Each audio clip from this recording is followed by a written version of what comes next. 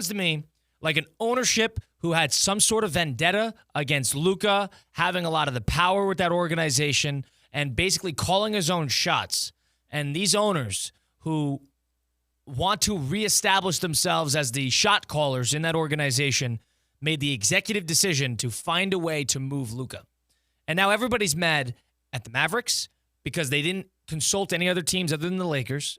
Multiple teams now reportedly furious that they weren't able to get involved in these sweepstakes for Doncic, and they were basically handed to the Cadillac of the NBA and the Lakers. So there's something to that. That would piss me off if I was an executive who had the assets to make a decent offer, and then all of a sudden you realize that it's like the rich get richer. Yep, and they didn't want a bidding war, which is kind of interesting because when you're trading a star like Luka Doncic, wouldn't you want to do your due diligence on what's the best we could get? What's the best this team's offering? What's the best that team's offering? They completely went behind closed doors. And there's a story today, Danny Ainge talked about, a minuscule trade that ultimately turned out to help the Dallas Mavericks. And if he would have known that that's going to piss him off. Yeah, and it did. And if he would have known, I mean, obviously, who knows if the Celtics would have actually been in consideration for Luka. But Colin, I feel like the Mavericks didn't do their due diligence of maybe what's the best they could get. If their plan was to get Anthony Davis, if the master plan was we want Davis and no one else, fair play to him. But I think they didn't want to deal with the embarrassment of, we want to trade our star, our homegrown star, and one of the best young and up-and-coming players in the NBA. I don't think they wanted to deal with that. And it's funny because if you trying to set aside a blueprint on how not to handle the media post big blockbuster trade, just take a good long look at how Nico Harrison has handled the media when he openly says that Rob Pelinka, the general manager of the Los Angeles Lakers, laughed at the notion of trading Luka Doncic initially and then talked him down from a nicer package. Pelinka, that is, talked Harrison down to a cheaper type of deal to be made, less picks, no Dalton Connect, who was a good rookie for the Lakers. And then he's going out, and Nico Harrison said he wanted to keep this under wraps because he didn't want public perception to dissuade him in any sense. So he knew that the public would not like this. So he went behind closed doors, snuck under the rug, to get this done because he knew that nobody would agree with it. And this is the type of move that if and when, this is how you lose your job. And whether the owners are on the same page as that, there's always a scapegoat, and people are going to ask for, there's been ticket rescinds. There's been people that are handing in their season tickets. There was a mural outside the stadium where people are handing in their jerseys like Luka just, unfortunately passed away. Right. They're acting like where we were mourning him. And it was just because he was traded without anybody knowing. Really, like if you're looking for a blueprint, how not to handle this situation, take a good long look at what Dallas is doing. One of the more laughable situations, laughable organizations. Poor Dallas, because they got to deal with Jerry Jones on one side, and the Stars are good, but and the Rangers, of course, they've had success there. Mm-hmm. But that is a Maverick town too, and the Mavericks, who had a decent situation, they had Brunson in there. They let him walk.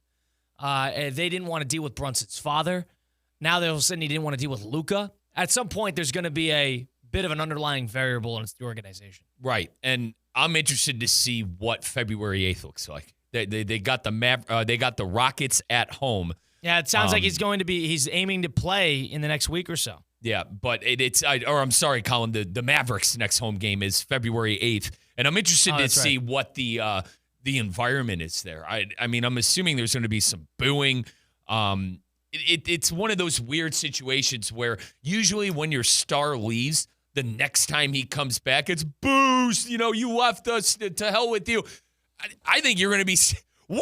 You're going to see more cheers for Luka. Celebration out of spite. Right, and they're at Los Angeles on the 25th of February, and then when Luka comes back is April 9th, Colin. We're a long ways away from that. But those 2 dates I'm looking at right now for the Mavericks and their franchise, when they come back home on February the 8th, and then at home versus the Lakers on April the 9th. Very bizarre. I don't. The more I see about this, the less I understand it. And it just sounds like it's the personal vendetta of 3 or 4 personalities that are in hiring positions, that are in positions of power with that organization, that for some reason decided to take a golden ticket of a player and ship him off. I don't care how good Anthony Davis is, and he's a great player. Yeah. He's not an otherworldly player, but he's a great player. He's a Hall of Fame player. But there is not any sort of justification for what they did, how they did it, and how they responded to it. That is laughable. Public opinion and public pressure. It's like Nico Harrison went up to, all right, just take him. We just want Anthony Davis. Take him. Don't tell anyone. We're trying to keep this under wraps. And talk like about they just nobody robbed the takes you bank. seriously. Nobody takes you seriously. Colin, like they just robbed the bank. Just take the money. Take them. Go. I mean, agents won't take you seriously. Coaches won't take you seriously. Front offices don't take you seriously because you got taken for a ride by what the Lakers did, and you were the only team that they called. You called them first, and the Lakers still took you for a ride and completely rinsed you of a lot of talent. Really, really stupid. And, I mean, the more I think about it, the more it's one of the dumber trades. I think, in hindsight, this will be one of the dumber trades in the history of sports. In the history of sports. Herschel Walker bad. oh, Where they got like 100 picks in return. yep.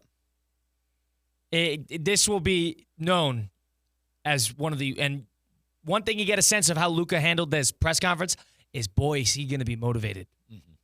Boy, he is going to be pissed off. He is going to be looking to prove a point. Now it's out there. You have the internal problems, the internal worries about his weight, conditioning. That's one thing. But now it's all public. Now everybody thinks that you're fat, you're slow, there's something wrong with you. You don't love the game, whatever it might be. He is going to take that personally. And he is going to dominate pretty quickly. That's the bottom line. It's the bottom line. And I'm interested to see him and the King on the court at the same time as well. That's going to be fun. He helped Anthony Davis with his injury woes. Probably got him on the diet, on whatever LeBron does to stay healthy. Imagine Luka on the LeBron regimen. He's flying out of the gym. Stupid. One of the worst trades in the history of sports. Really is. And maybe we'll think about a couple others in the break about some of the god-awful trades that have happened throughout the NFL or throughout the NBA, throughout the MLB. Mookie Betts pops to mind. Where it's terrible. They threw Chris Archer, I think, in that trade too.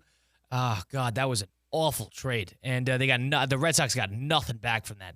So there's a bunch of terrible trades. Maybe we'll get into some of them later. But 888-760-3776, some of the worst trades in the history of professional sports. What pops to mind? 888-760-3776. I think we're going to be talking about this Luka one as one of them. Speaking of trades, Cooper